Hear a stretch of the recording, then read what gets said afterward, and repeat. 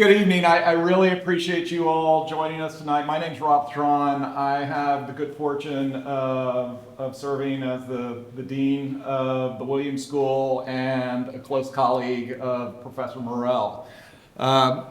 We're here tonight to celebrate a wonderful gift given to the university 25 years ago, ironically in the very year in which Professor Morel arrived on our campus as a young faculty member.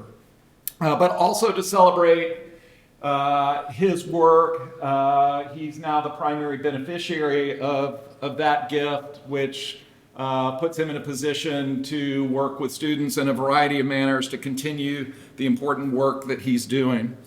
The John K. Boardman Jr. Professorship was made possible by the extraordinary philanthropy of John Borden.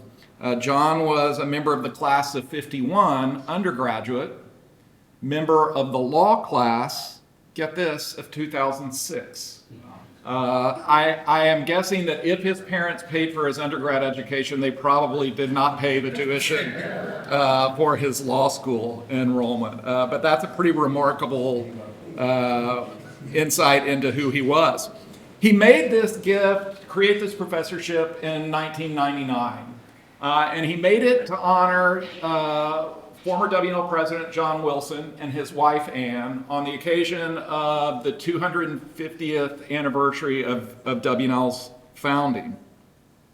It so happens that this is Philanthropy Education Week. Some of you may have seen the tables in the Commons or gotten a lift from the trivia taxi that's shuttling students around campus. But it seems appropriate in the spirit of that to recognize Mr. Boardman and this gift. He was a dedicated alum. He served W&L in a number of capacities, including on the Williams School Board of Advisors for many years. He was a successful businessman, a lifelong learner, as evidenced by the 50 plus years between his undergraduate degree and graduate degree, and a real example of a W&L alum who lived a life of great consequence. I had the good fortune to meet him a number of years ago when he was visiting campus. Unfortunately, he passed away in 2020, but we remain really grateful for the gift that he bestowed upon us and for the work that it enables in the Williams School and in the W&L community. Which brings us to the man of the hour tonight. Professor Lucas Morel, as I said, arrived here in 1999. He earned a BA degree in government from Claremont McKenna, an MA in politics from Claremont Graduate School, and a PhD in political science also from Claremont Graduate School. Prior to arriving at W&L, he taught at a number of other universities, including Azusa Pacific, the University of Arkansas, and John Brown University. Professor Morel's teaching spans a variety of topics within the general area of American politics and political theory. As with many faculty, he's probably best known for many of the elective courses that are uniquely his, including courses like Race and Equality, Ralph Ellison and the American Dream, and Lincoln's Statesmanship. He's recognized for his rigor, his willingness to push students to improve. Indeed, a keynote for a symposium here on campus a number of years ago, W&L alumna B.B. Goodrich, class of '07, encouraged the students to, quote, take a Lucas Morel class. She acknowledged that he, among all of her faculty as a student, was most impactful in terms of challenging her to improve her critical thinking and her writing, and he continues to do that with his students today. A great example of the teacher-scholar, in addition to his teaching, Professor Morel has been an active scholar in the areas of Lincoln, Ellison, and more. He's authored books, essays, and edited collections of scholarly works on these topics. He published his second sole-authored book in 2020, Lincoln and the American Founding. That joined an earlier book entitled Lincoln's Sacred Effort, Defining Religion's Role in American Self-Government. He's edited or co-edited several collections of chapters and essays, including Lincoln and Liberty, Wisdom for the Ages, Ralph Ellison and the Raft of Hope, A Political Companion to Invisible Man, and The New Territory, Ralph Ellison and the 21st Century. Not one to rest, he's currently working on another book, tentatively titled, I believe this is still the tentative title, Lincoln, Race, and the Fragile American Republic. He's written dozens of articles, essays, book chapters, and more on these very same topics. And as you might imagine, with that record, he's in high demand as a speaker. He's often on the road giving lectures on university campuses for political think tanks and elsewhere. He's provided expert commentary to CNN, NPR, the National Review, the New Yorker, the Washington Post, and other outlets.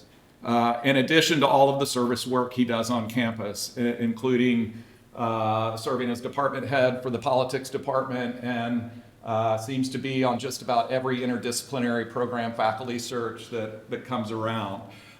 He is a great example of a well-rounded W&L faculty member. It gives me great pleasure to introduce the John K. Boardman Professor, Lucas Morel.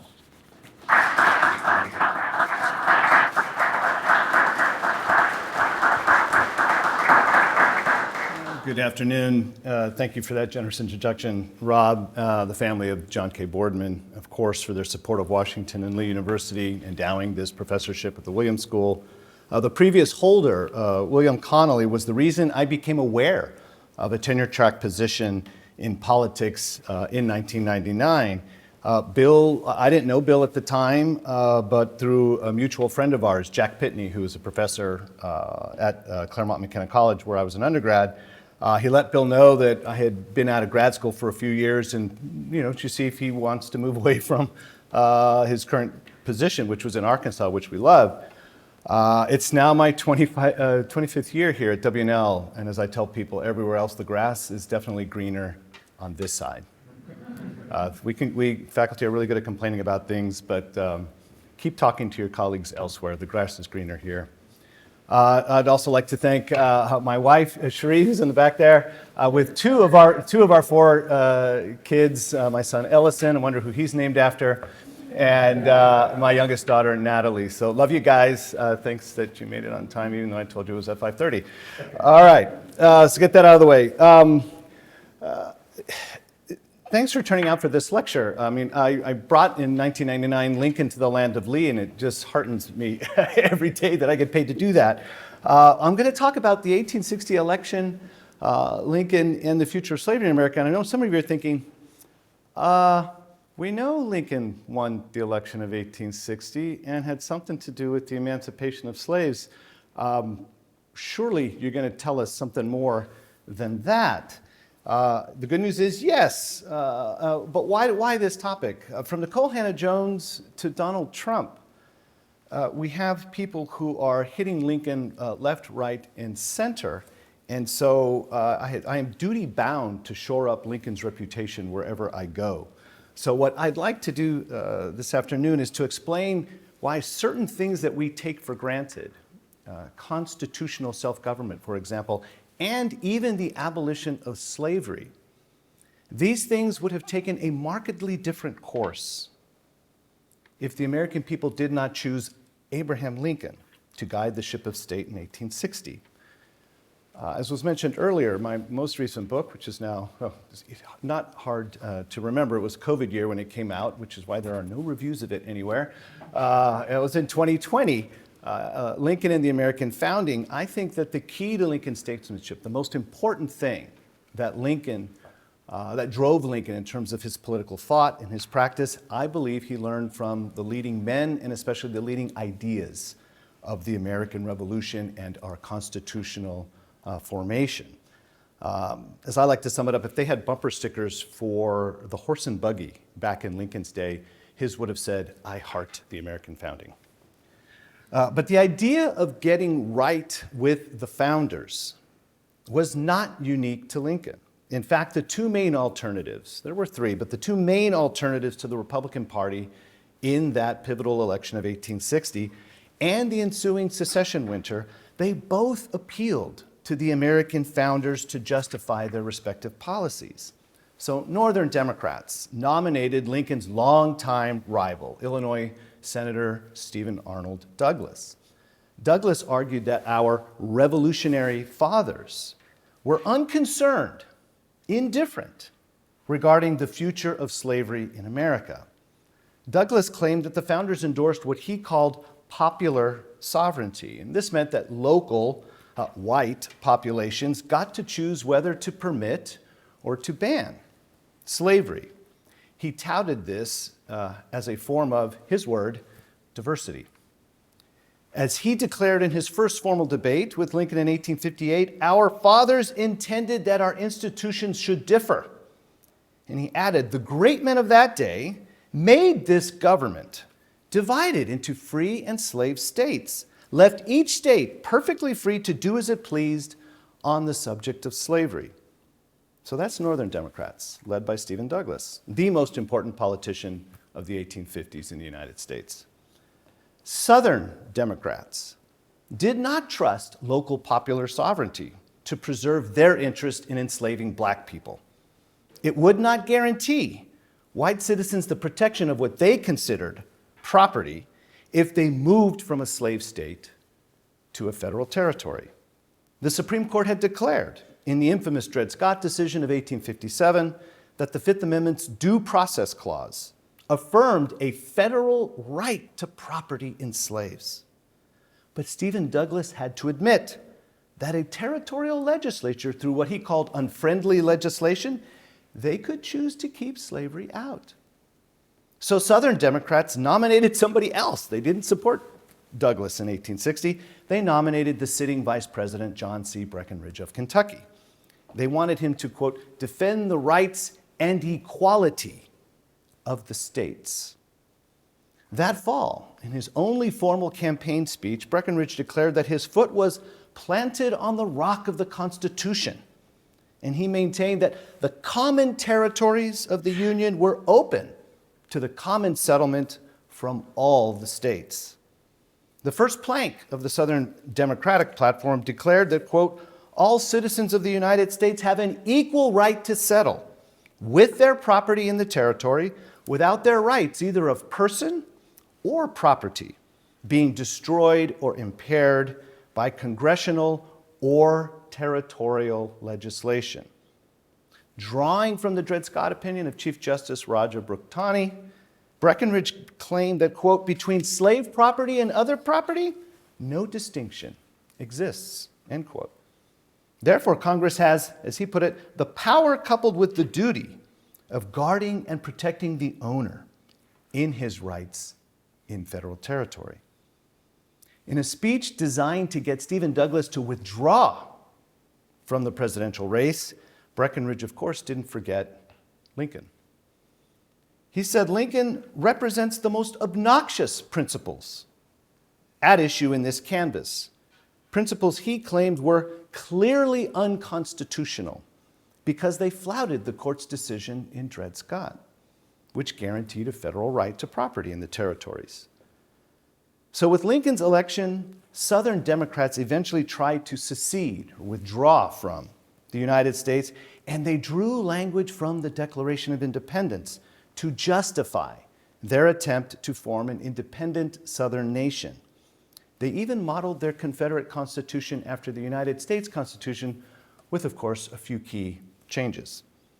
James Thornwell, slave-owning preacher from South Carolina. I don't know what it is. It's always South Carolina, so sorry if you're from there, but good grief.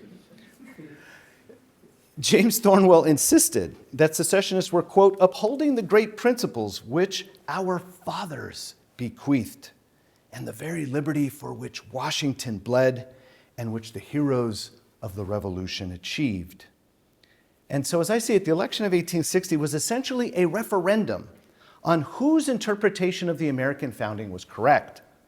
Near the start of that election year, Lincoln exhorted Americans to have faith that right makes might, and defended Republicans as the true heirs of the founding because of their commitment to at least stopping the spread of slavery as the first step to eventually getting rid of it.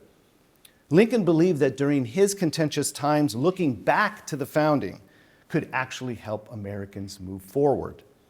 He did this most famously, of course, in his Gettysburg Address.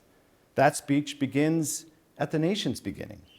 "Fourscore and 7 years ago, our fathers brought forth on this continent a new nation, conceived in liberty and dedicated to the proposition that all men are created equal." You do the math, you don't end up at 1619. You end up at 1776. And so we see that Lincoln takes us back, not even to the Constitution, but to the Declaration of Independence, as I like to think of it, not to the body, but to the soul of the nation. Recall that Lincoln delivered his few appropriate remarks at Gettysburg in the year of Jubilee, the year of emancipation. Union soldiers and sailors were now charged by the president to protect the freedom of over 3 million legally freed black people. What Lincoln called a new birth of freedom was directly tied to the old, original birth of freedom, our first Emancipation Proclamation, the Declaration of Independence. Its central idea that all men are created equal described the natural condition of all human beings. So at Gettysburg, Lincoln did not announce a new principle of freedom, but he affirmed an old one he learned from the founders when they declared independence. He spoke of the unfinished work to which the living all of the American people could dedicate themselves. The survival of government of the people, by the people, for the people, would now benefit over 3 million newly freed black men and women. In this way, they could honor the men who fought and died at Gettysburg, those who here gave their lives that that nation might live. In the decade leading up to the 1860 presidential election, Lincoln's appeal to the American founding was, interestingly enough, not directed towards Southern slave owners.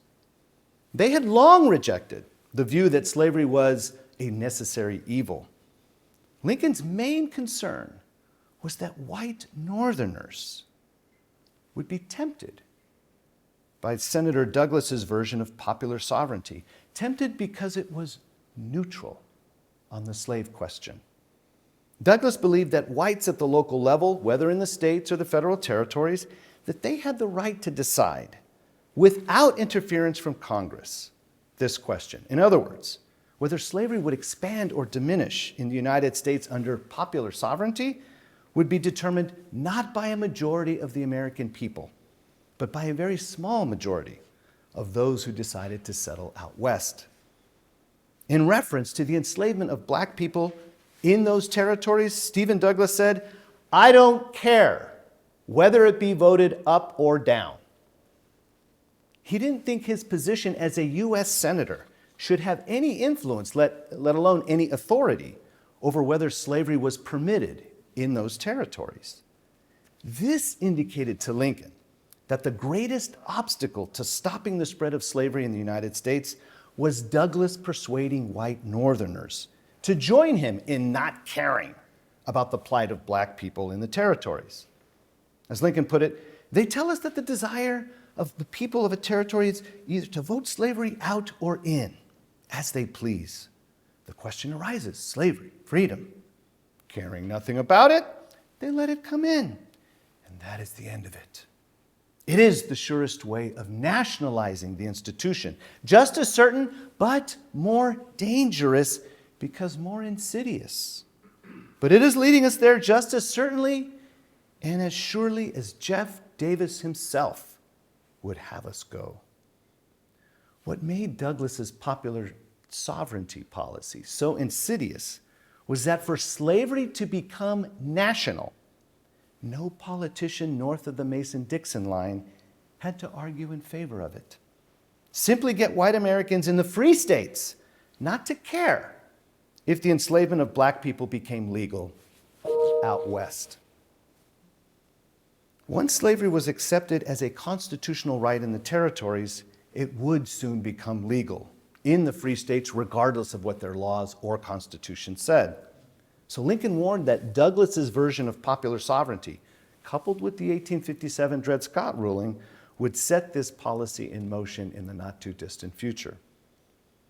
Lincoln argued that when Americans fought for independence and then framed their Constitution, they were in a, as he put it, a certain sense compelled to tolerate slavery. It was a sort of necessity. They viewed it as an evil not to be extended, and within the federal system sought the peaceful, which is to say the political extinction of slavery. In 1859, Lincoln said, "I think that was the condition in which we found ourselves when we established this government. We had slavery among us. We could not get our Constitution unless we permitted them to remain in slavery. We could not secure the good we did secure if we grasped for more." And having by necessity submitted to that much, Lincoln thought, it does not destroy the principle that is the charter of our liberties. But with the invention of the cotton gin, slavery soon became a mainstay of the Southern economy. No longer viewed as a necessary evil, but to quote South Carolina Senator John C. Calhoun, it was now defended as a positive good, both for the enslaver and the enslaved. If white Northerners agreed with Douglas that Congress had no authority to regulate the domestic institutions of the territories, then Douglas's declared indifference would actually represent, according to Lincoln, covert real zeal for the spread of slavery. So Lincoln called upon Americans to re-adopt the Declaration of Independence. In so doing, they would not only have saved the Union, but in his words, so saved it as to make and to keep it worthy of the saving. Following the example of the founders who banned slavery in the Northwest Territory, first under the Articles of Confederation and then under the First Congress of the Federal Constitution. A country worthy of the saving needed to be a country that at least limited the spread of slavery as a first step to its eventual demise. Lincoln therefore made a correct view of the American founding central to the nation's response to alternative interpretations promoted by influential figures like Taney on the Supreme Court and Senator Douglas. Unlike Lincoln, Taney and Douglas thought the Declaration was true only for white people. They read it that way to defend the slave-owning founders from charges of hypocrisy. So here's Taney in the Dred Scott opinion. The enslaved African race were not intended to be included, formed no part of the people who framed and adopted this declaration. For if the language, as understood in that day, would embrace them, the conduct of the distinguished men who framed the Declaration would have been utterly and flagrantly inconsistent with the principles they asserted. That was Taney. Douglas echoed this reading of the Declaration a year later. If they included Negroes in that term, they were bound as conscientious men that day and that hour, not only to have abolished slavery throughout the land, but to have conferred political rights and privileges on the Negro, elevated him to an equality with the white man. And the very fact that they did not shows that they did not understand the language they used to include any but the white race. So if the founding generation did not immediately free their slaves, they must not have seen Africans on American soil as created equal to what Douglas understood as, or said, were the men of European birth and European descent. In his critique of Taney's Dred Scott ruling, Lincoln elaborated on the meaning of equality in the Declaration. Quote, "The founders did not mean to assert the obvious untruth that all were then actually enjoying their equality, nor yet that they were about to confer it immediately upon them. In fact, they had no power to confer such a boon. They meant simply to declare the right so that the enforcement of it might follow as fast as circumstances should permit." Lincoln understood the founders not as hypocritical politicians, but what I like to call prudent revolutionaries.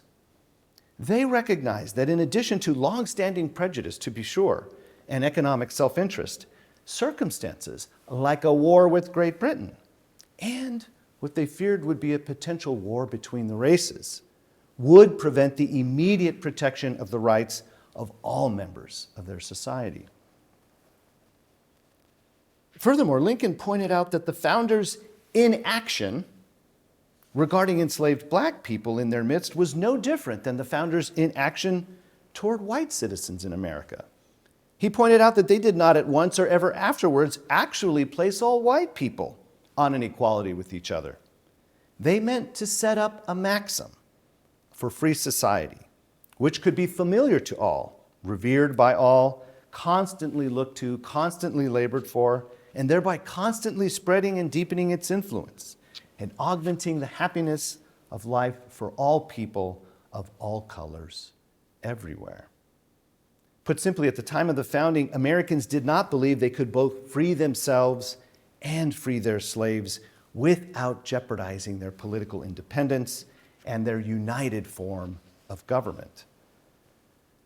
A year after the Dred Scott decision, stopping the spread of slavery in the United States became the focus of Lincoln's 1858 campaign against the incumbent Stephen Douglas. Because of Douglas's Kansas-Nebraska Act of 1854, the Dred Scott opinion of 1857, Lincoln believed that the expansion of slavery was gaining ground. As he warned in his House Divided speech in June of 1858, all that was needed was another Dred Scott decision. Such a decision is all that slavery now lacks, he said, of being alike lawful in all the states. We shall lie down pleasantly dreaming that the people of Missouri are on the verge of making their state free, and we shall awake to the reality instead that the Supreme Court has made Illinois a slave state. Now, some argue that in his most famous debates with Stephen Douglas in 1858, that the race card was played by both Douglas and Lincoln. Lincoln's most controversial statements regarding black Americans did occur during these debates.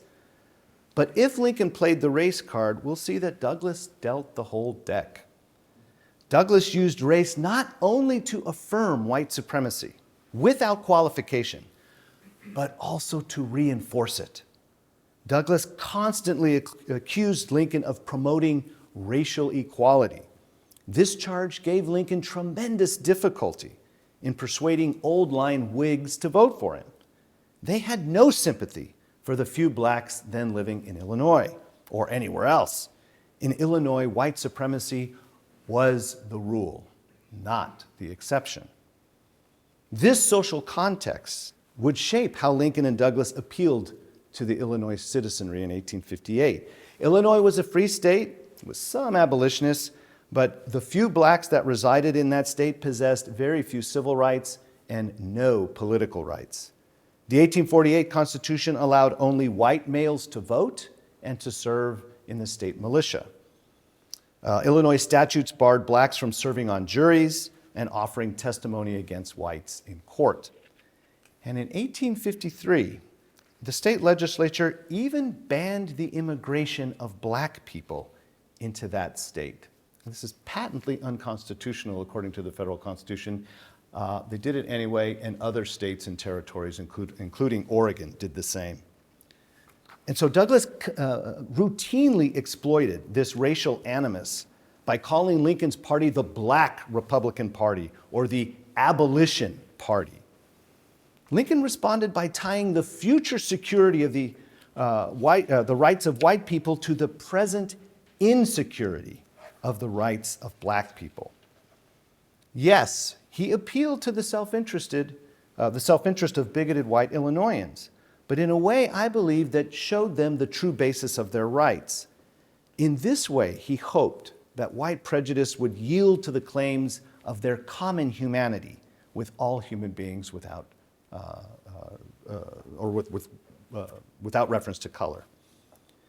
So in his most controversial statements, Lincoln addressed race in a way that concedes the superior status of whites vis-a-vis blacks, but unlike Douglas, tries to point whites in the direction of natural equality as the basis of everyone's rights, black or white. In their opening debate, Lincoln made clear, "I have no purpose to introduce political and social equality between the white and black races. There is a physical difference between the two which in my judgment will probably forever forbid their living together upon the footing of perfect equality." Inasmuch as it becomes a necessity that there must be a difference, I, as well as Judge Douglas, am in favor of the race to which I belong, having the superior position. But then he hastened to add the following.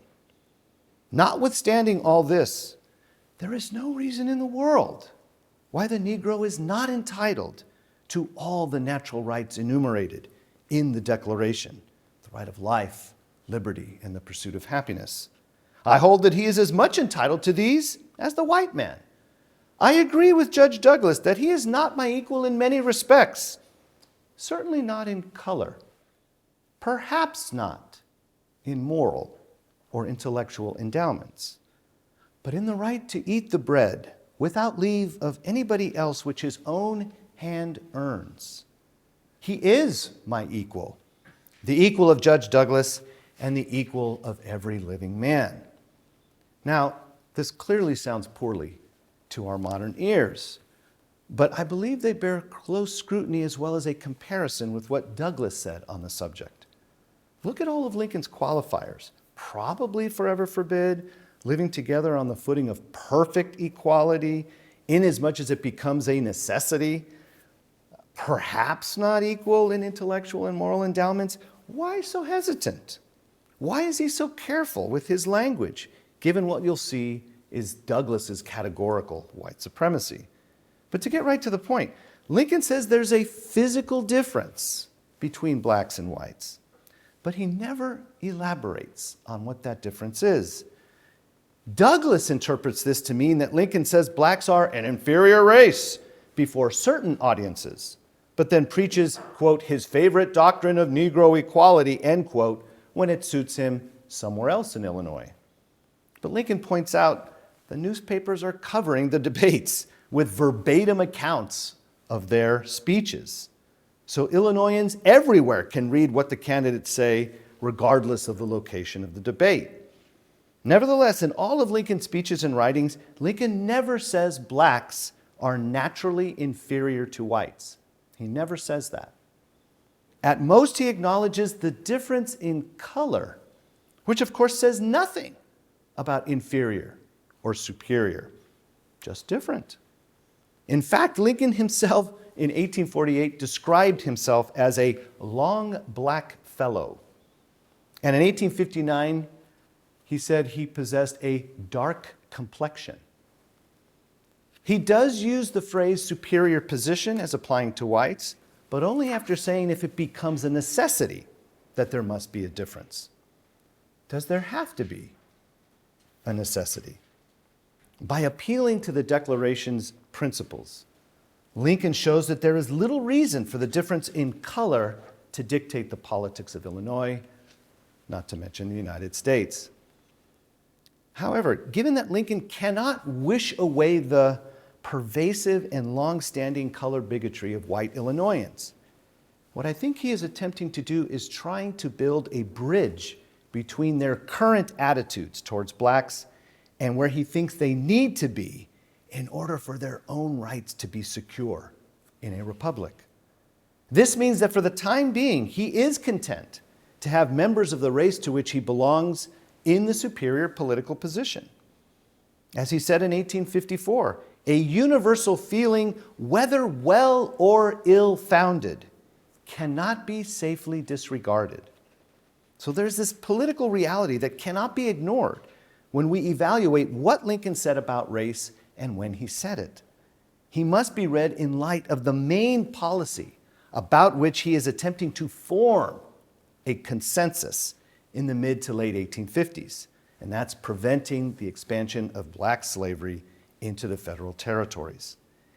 If Lincoln cannot get a majority of white Illinoisans to treat the enslavement of black people, quote, as a wrong and limiting its spread, end quote, how can he even raise the possibility of civil and political equality for blacks along with whites in Illinois? I think Lincoln's supposedly racist comments indicate less about his personal views and more about the state of public opinion in Illinois and the rest of the northern free states. Given the color prejudice of most white Illinoisans, as I said, unremarkable for its time, given that no blacks were even allowed to vote, what is extraordinary to me is that Lincoln kept on bringing up the fact that they possessed natural rights during the debates and explicitly reading the black man into the Declaration, not out of it. Lincoln's statements on behalf of the natural rights of black Americans, the need to put slavery back on what he called the course of ultimate extinction, stand, I believe, in bold and noble relief compared with Douglas's repeated proclamations of white supremacy and black inferiority. This is Douglas. I am opposed to Negro citizenship in any and every form. I believe this government was made on the white basis, made by white men for the benefit of white men and their posterity forever. I am in favor of confining citizenship to white men, men of European birth and descent, instead of conferring it upon Negroes, Indians, and other inferior races. I do not believe that the Almighty ever intended the Negro to be equal to the white man. He belongs to an inferior race and must always occupy an inferior position. Now, Douglas didn't believe that because, quote, the Negro is our inferior, that he should be a slave. On the contrary, this is Douglas, I hold that humanity and Christianity both require that the Negro shall have and enjoy every right, every privilege, every immunity, consistent with the safety of the society in which he lives. You may be wondering, well, so what are these rights and privileges? Douglas said, this is a question which each state and each territory must decide for itself. But a month before his debates with Lincoln began, he said of blacks, equality they never should have, either political or social, in any respect whatever. This did not differ at all from Roger Taney's notorious comment in the Dred Scott ruling that blacks were, quote, so far inferior that they had no rights that the white man was bound to respect. The key question is, what did each man do with the prevailing color bigotry of Illinois citizens? Douglas exploits that prejudice, whereas Lincoln, to quote James Madison, tries to refine and enlarge the public views. Following his popular sovereignty policy, Douglas begins and ends with the existing prejudice of his constituents. Lincoln, on the other hand, invites white Illinoisans to consider their low current opinion of black people in light of the true basis of their rights, which is the Declaration's principle of human equality. Douglas would eventually appeal to white supremacy explicitly as a Union-saving measure after Lincoln's surprising election to the presidency in November of 1860, an election that provoked what state? South Carolina, to try to leave the American Union.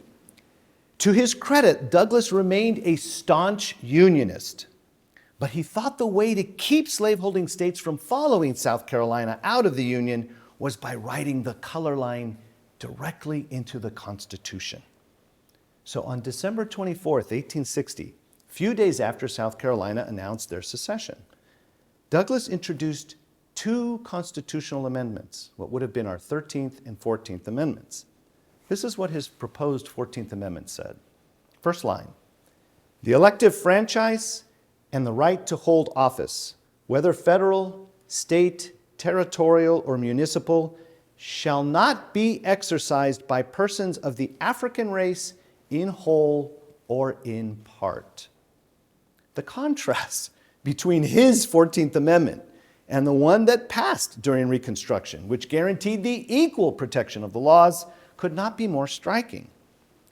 Even though his 14th Amendment, his proposed 14th Amendment, violated his own policy of local popular sovereignty, Douglas was desperate to meet the demands of white Southerners who feared losing control over their black populations once Lincoln took office. If there is anything that distinguishes Lincoln's controversial remarks about blacks from Douglas's, it is Lincoln's consistent attempt to get white Americans to acknowledge the natural rights of black people. What Lincoln, along with the American founders, called a self-evident truth, namely that all men are created equal, Douglas called that interpretation a monstrous heresy. For Lincoln, progress in civil and political rights would never occur until the rights of human nature, the equal possession of blacks and whites to life, liberty, and the pursuit of happiness, were recognized. A year before he was elected president, Lincoln was invited to speak in Boston. There you go, Mark, where are you? He was invited to visit Boston in 1859 to mark the anniversary of Thomas Jefferson's birth. He couldn't make the trip, but he sent a letter that praised Jefferson's achievement in drafting the Declaration of Independence. Drawing from his study of all things Euclid's Elements, a geometry book, Lincoln wrote, quote, "The principles of Jefferson are the definitions and axioms of free society."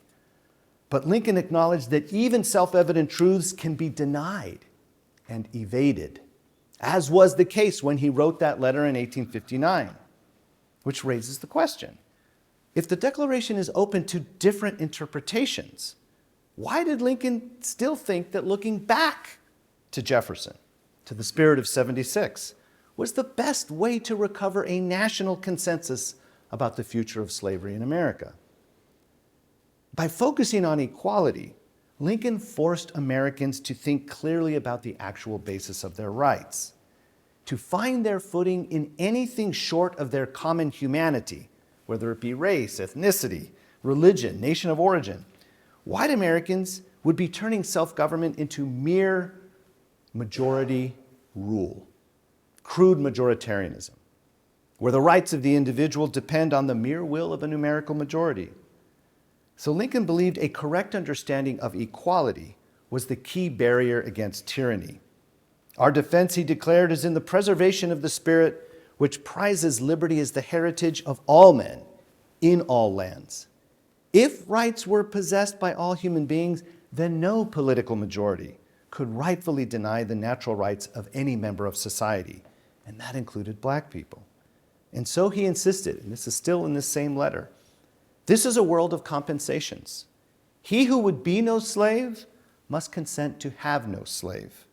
And then he alluded to Jefferson's notes on the state of Virginia, adding, those who deny freedom to others deserve it not for themselves, and under a just God cannot long retain it.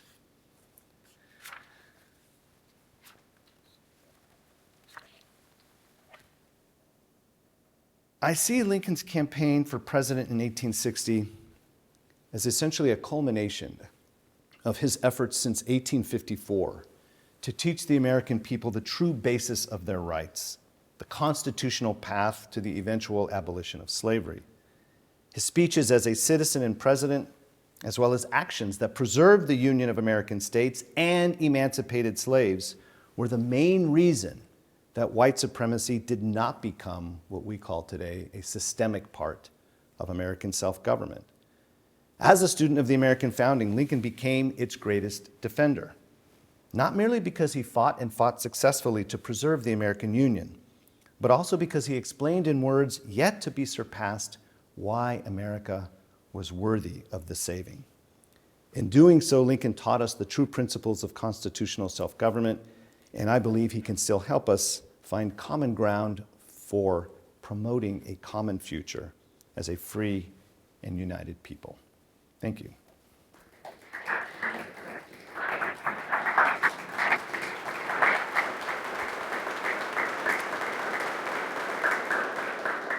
Time to evade your questions. Especially if a student has a question first. You get extra credit from your professor if you do that. Just let them know. No? Too much pressure. All right, please. If you had to convince somebody who is constantly denying Lincoln's positive effect on American history and even today, how would you, give like a one or two sentence phrase? We could have saved a lot of time if I just said 2 sentences tonight. I'm sorry, I cut off the last thing that you said. Yeah, so just what would you say, or things to have them look at specifically to maybe read more? Yeah, Lincoln had this habit of, when he was trying to clear up something in his own head, sort of test out things that he might use in his speech, he would jot notes to himself. And if you go to the collected works of Abraham Lincoln, they're called fragments. They're just notes, things that he wrote for an audience of one, him. And I think any decent one-volume edition of Lincoln's writings has most, if not all, of these notes. And I'm like, Gettysburg Address is short, right? 270 some odd words.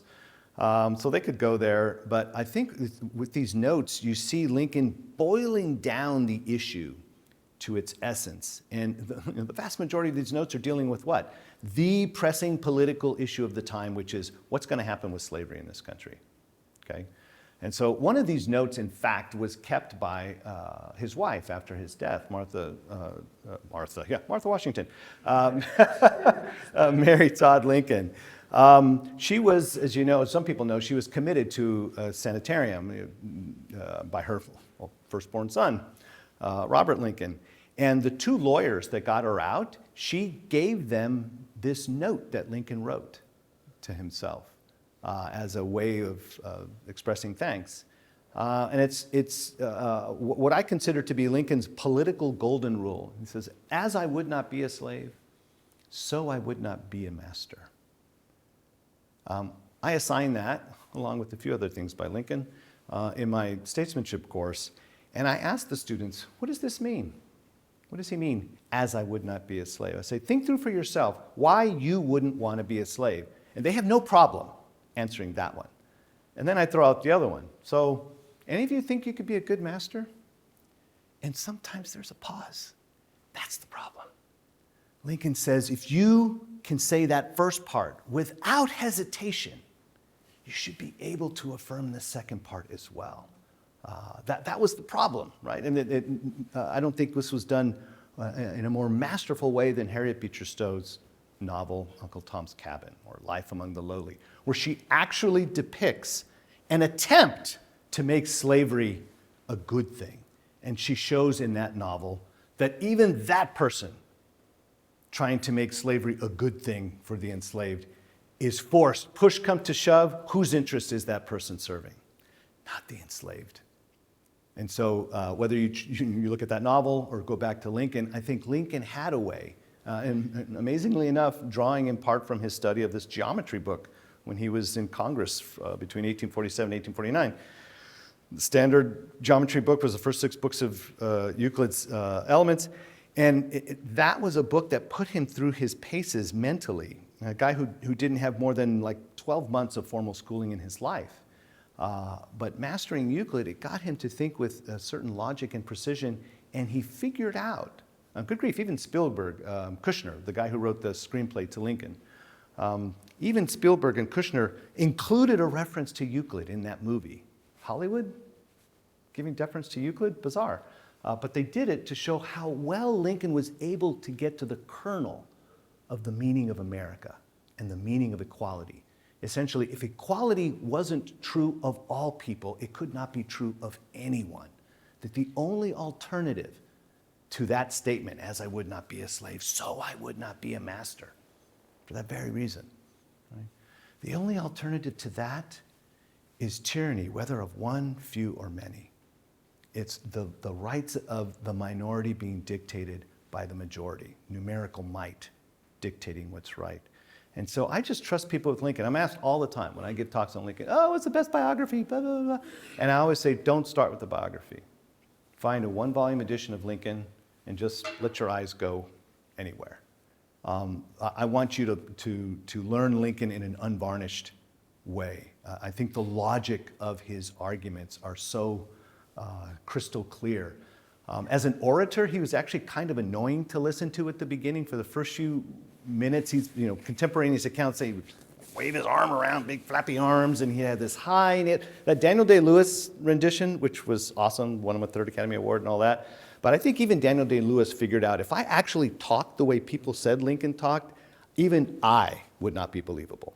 And so I think he pitched it halfway between his own baritone voice, he has a very deep voice, and that high Kentucky, I'm not even going to try it because you just saw me, I butchered it.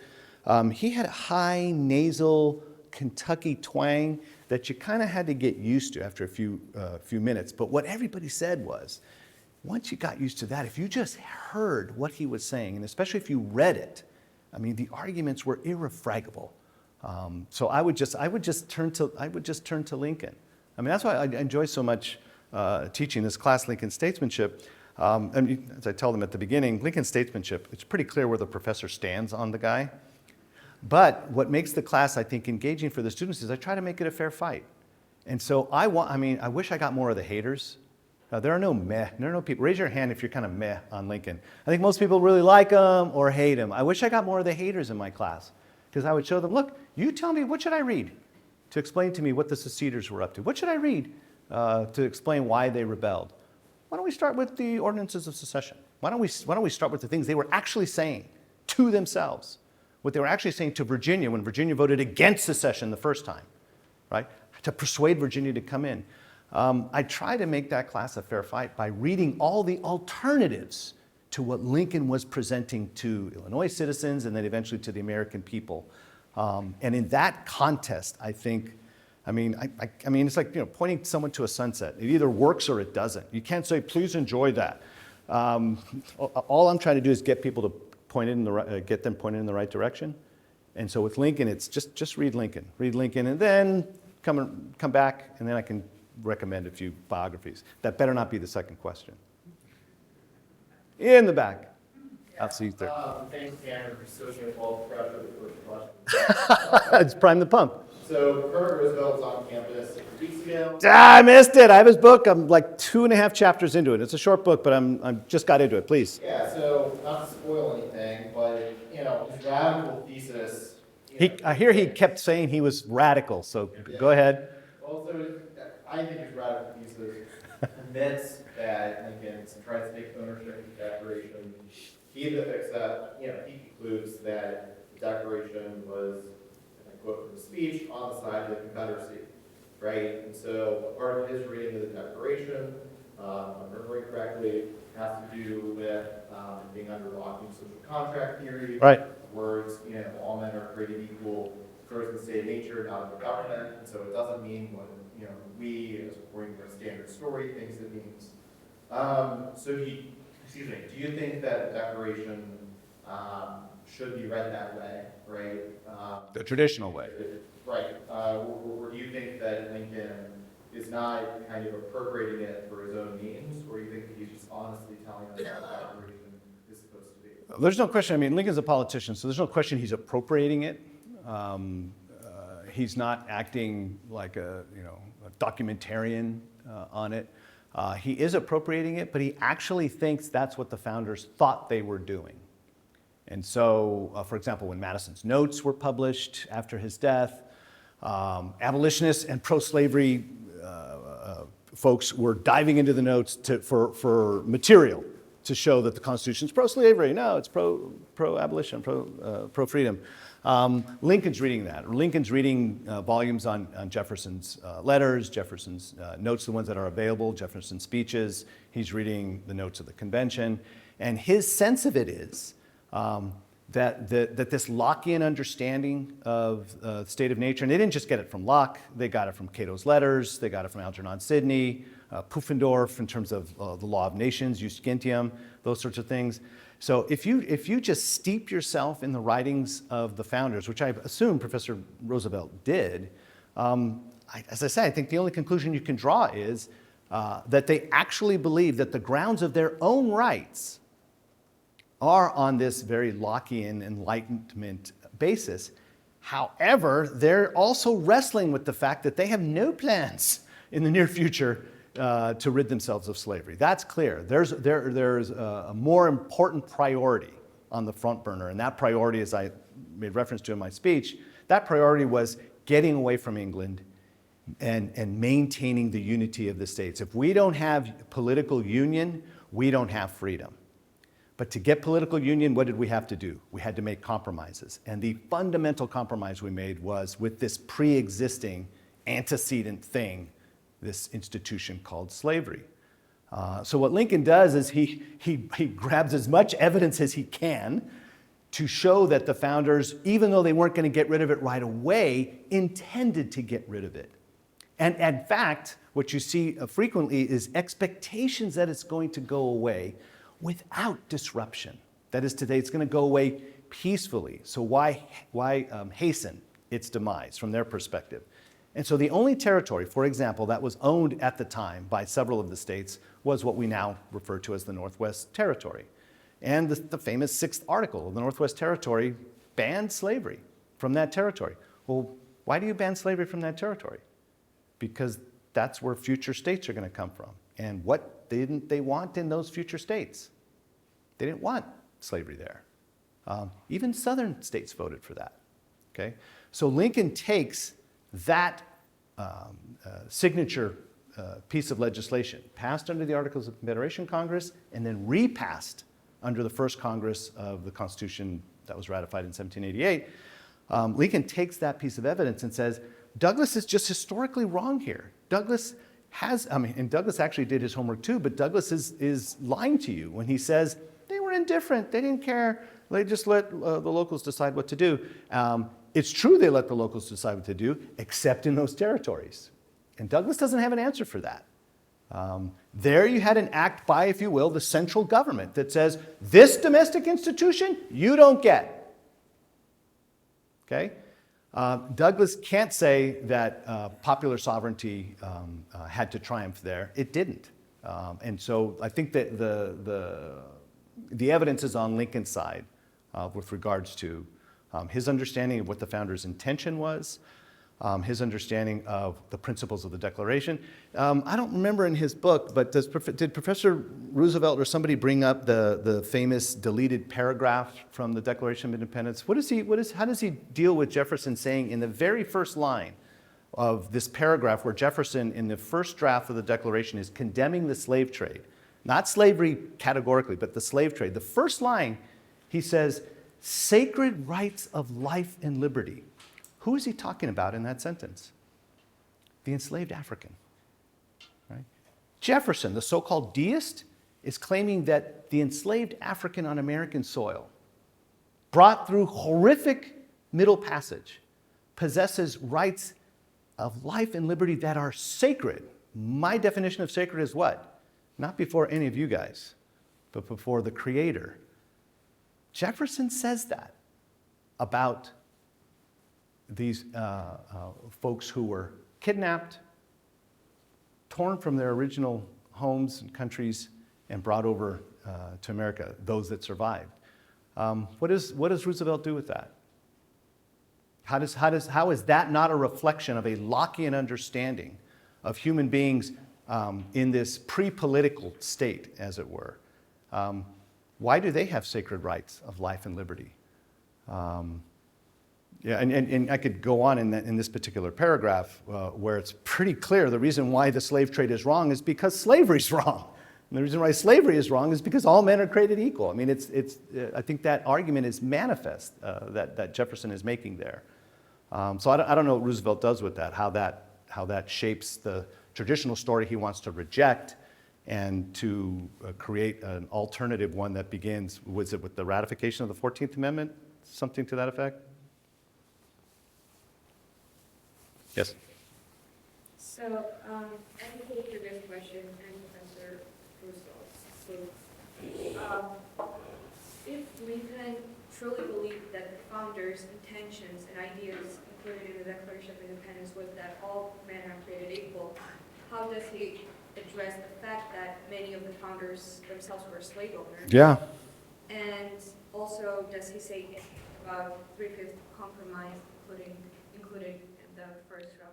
Yeah, Lincoln, the 3/5 compromise in the Constitution, Lincoln thinks two things. It's awful because it gives more credit, more political power nationally to slaveholding states than freeholding states. But secondly, he said, it's what it took for us to stay a union. And so I think the real argument is not whether the founders thought slavery was wrong. You know who the clearest, and check me on this, Professor Alexander, but the loudest critics of slavery at the Constitutional Convention, if not all of them, most of them were slaveholders themselves. If you look at their quotations, like, oh, who is this George Mason guy? Who is this other? And you'll see, wait, that guy's the owner of the most slaves in his state. But he's condemning slavery, and these guys are arguing against giving credit to slaveholding states for a portion of the population that has no political agency whatsoever. And so what I think is going on there is that the founders, and this is going to just be another variation of an earlier answer I gave you, is the founders thought that what they were doing was unjust. You will search in vain. I've been teaching for over 30 years, and I've never had somebody correct me on this, but I'm open. You will search in vain at the time of the Declaration up until the 1787 convention for founders who are justifying before God or the bar of the laws of nature and nature's God, justifying the enslavement that they are practicing. On the other hand, you find, especially Jefferson is all over the place acknowledging that what he is doing is wrong. And his excuse or rationale is, good grief, if we emancipated en masse and immediately, we wouldn't all get along really well, right? Query, 14 on laws, notes on the state of Virginia. He says 10,000 recollections on the part of the blacks. And then, of course, manifest prejudices on the part of whites would lead to, shall we say, conflict. Later in 1820, the Missouri Compromise crisis, Jefferson, famous, we have the wolf by the ear, we can either hold on to him or let him go. He says, we have justice in one scale. What's on the other one? Self-preservation. Justice towards the enslaved, yeah, emancipation, that is just. Jefferson never denies that. Well, why doesn't he do it? He fears a race war.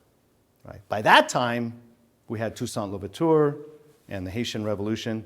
But back in the, Notes on the State of Virginia, written around basically 1785, that hadn't happened yet, but there were slave revolts. They feared a race war, especially in those areas of certain states where the enslaved outnumbered the enslavers. Emancipation wasn't going to happen anytime soon. And so Jefferson's solution, which was the best he could muster in 1820, was the two E's, emancipation and expatriation. The only peaceful way he thought that this was going to happen in places like Virginia, let alone Georgia and South Carolina, was we have to give slaveholders an incentive to free them without fearing reprisal. And the way to do that is the so-called dispersion or dilution thesis. The way to do that is you've got to dilute the population of slaves. In those areas where slaves are concentrated, you have to give slave owners incentives to move with their slaves. And Lincoln disagreed with this. Move with your slaves out to the frontier. And in so doing, the population, presuming, right, this is after 1808, the importation of slaves has been banned. The presumption is that the supply isn't continuing, which it actually was. But if you stop the supply, Jefferson thought if you take the slaves, if you kind of siphon them off out west, where the population of whites would outnumber the slaves over time, and the time element is the peaceful element. Over time, they could wean themselves off of the institution. But as long as the enslavers live amongst the enslaved and the enslaved population is growing at least as rapidly, if not more rapidly than the enslaving population, emancipation isn't going to happen anytime soon. One more.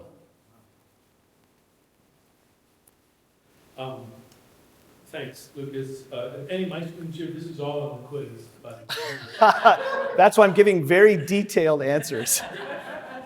It is being taped, I think. Help me out here. I'm trying to kind of square this idea of natural rights and citizenship. And it seems to me that Lincoln, I'm on board with the idea that Lincoln supports natural rights, and that was the intention of all men are created equal in the Declaration. But it seems that, particularly with the idea of colonization and which Lincoln was in favor of. Yeah, it strikes me that he really wasn't arguing on behalf of, well, he might have thought slavery was wrong, and he might have thought that blacks have equal natural rights.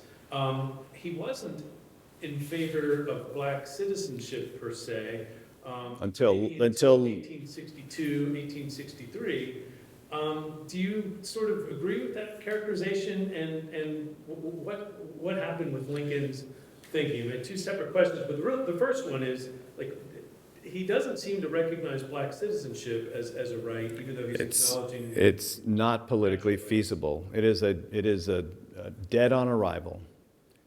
Illinois in 1860 had, ballpark, 500, 600,000 white people. Do you know how many black people are in Illinois? Maybe 6,000. In other words, this many. What is the big deal? What is the fear? Right? So you've got this pervasive racism, this color bigotry against not just, basically against non-whites. Okay? Lincoln didn't create that. And so the question is, how do we move the needle? How do we move the needle? Not how to get it from here to here. How do we just let's get the needle moving? And the problem was when Lincoln comes into the foreground politically in the 1850s, what's happening with that needle? Nobody's even trying. Oh, well, that's not true. There is no national consensus to put slavery on the course of ultimate extinction. It's actually going in the opposite direction. Right? 1854 Kansas-Nebraska Act, 1857 Dred Scott opinion. Things are getting worse for black people in the United States. They're not getting better. Okay? So here's your final exam question. You get to solve that. Go. Okay, so what do? There's no wand. This isn't Harry Potter, and I don't know all those crazy spells, but there isn't like, okay, everybody is now just super rational and aren't operating merely out of self-interest and old racial habits. He's got to take the people where they are with what they've got. And that's the choice. The choice isn't between abstract principles. The choice is, if this is the population that gets to make the decisions, how do you get them at least to concede that their rights have nothing to do with their epidermis and everything to do with their humanity? Because he knows even in the South, the slaveholder knows what he's doing is wrong. They have their public rationales for it, but they know that what they're doing is not happening to an animal. It's not happening to a horse. It's not happening to a cow. It's happening to a fellow human being. They know this. And so what you see Lincoln doing, and I quoted from it briefly, but he has this great speech. If we only had one speech from Lincoln, it's the Peoria Address to read, 1854. And in this speech, he has a few paragraphs where he's just like trying to blow the embers of the Southern conscience to life. And he says, why is it that in the South you let your kids, you white people who have enslaved black people, why is it you let your kids play with the kids of slaves, but you don't let them anywhere near the kids of the slave trader? Why is that? And Lincoln's asking these series of rhetorical questions, and he goes, you know why that is. Because there's something in you. There's something in you that recognizes the humanity of even these people you're treating like chattel. And he says, why are all these, we've got all of these scores of thousands of black people in D.C. running around without owners. Where did they come from? Someone must have emancipated them, manumitted, as Lincoln puts it, at great pecuniary expense. Why did they give up all of that capital? It's this thing in you that you know that every human being can recognize other human beings. They recognize the humanity of other human beings. And so what Lincoln is trying to do is he's not wishing away people's prejudice. He knows that's there, but he says, let's start at a super basic level. Let's just start at the level of we are all created equal. It's our birthright, equal possession of life, liberty, and pursuit of happiness. If I can get bigoted white Northerners to admit that, that's the needle moving. And once we get there, then the question, why not make them citizens? Why not make them citizens? Jefferson brought this up in the Notes on the State of Virginia. Citizenship requires trust. And Jefferson thought, there's no trust. For good reason, there's no trust between the enslaved and the enslaver, so we can't free them. Lincoln is trying to do what he can to at least to move that needle in terms of trust. Because once that happens, those who are already part of the community get to determine who joins the community. And by the time, of course, of 1865, the famous so-called last public address, when Lincoln is calling for the education of blacks in the South, and what he called voting rights for the very intelligent and those who have served in the military. By that point in time, he's in favor of, and certainly before that, I would argue, but at that point in time, he is rolling the dice on a multiracial democracy, something he thought wasn't going to happen for decades when he was in the 1858 debates. Anyway, all right, thanks again.